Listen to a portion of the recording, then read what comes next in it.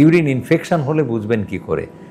Infection হলে তো জ্বালা পোড়া, প্রস্রাবের জ্বালা পোড়া হলেই যে ইনফেকশন হয়েছে কিডনিতে অথবা প্রস্রাবের রাস্তা তা কিন্তু নয়। অনেক ক্ষেত্রে জ্বালা পোড়া ইনফেকশন ছাড়াও হতে পারে, এবং আমাদের দেশে বেশিরভাগ ক্ষেত্রেই কিন্তু প্রস্রাবের জ্বালা পোড়া নিয়ে যে যুবক যুবতী অথবা বয়স্ক মানুষরা এসে থাকেন আমাদের কাছে, পরীক্ষা করলে দেখা যায় যে তার ইউরিন ইনফেকশন নেই। তার ইউরিন কালচার করে দেখেন, প্রস্রাবের পরীক্ষা করে দেখেন, সেখানে পাস সেল নেই। পাস সেল বা পুঁজ কোষ প্রস্রাবে থাকতে হবে যদি ইনফেকশন হয়।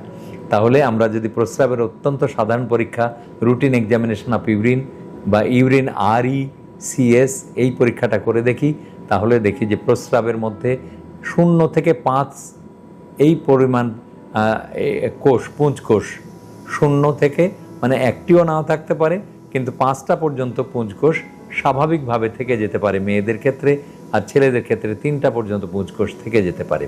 তো এই পর্যন্ত আমি ইনফেকশন বলবো না, কিন্তু 5-এর অতিরিক্ত অথবা পুরুষের ক্ষেত্রে 3-এর অতিরিক্ত পুঁজ কোষ যদি থাকে তখনই কেবলমাত্র আমি ইনফেকশন বলবো, যদি সিমটমস থাকে।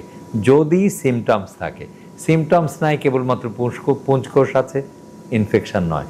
সিমটমস আছে, পুঁজ কোষ নেই, সেটাও ইনফেকশন নয়। তাহলে ইনফেকশন বলতে গেলে মানে একটা রুগীকে অ্যান্টিবায়োটিক দিতে গেলে অবশ্যই প্রমাণ করতে হবে যে রুগীটার ইনফেকশন আছে কিনা। কাজেই তলপেটে জ্বালা পোড়া, পেশাবের রাস্তায় জ্বালা পোড়া, পেশাবের রাস্তার আগে পিছে জ্বালা পোড়া, এগুলি লক্ষ্য করতে হবে যে যখন আপনি পেশাব করছেন তখন জ্বালা পোড়া হচ্ছে নাকি পেশাব করা ছাড়াও জ্বালা পোড়া হচ্ছে। যদি পেশাব করা ছাড়াও জ্বালা পোড়া হয় বুঝতে হবে এটা ইনফেকশন নয়। তবে তলপেটের জ্বালা পোড়া সিস্টাইটিস থেকে হতে পারে।